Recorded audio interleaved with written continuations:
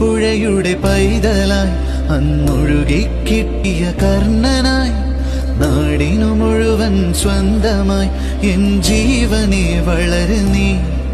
കുടിൽ മേയുവാൻ മുകിലുകൾ, അതിൽ മാറിവിൽ ചുവരുകൾ, നിനക്കൊരു കുടം കുളിരുമായി പുതുമഴ മണിമഴ വരവായി.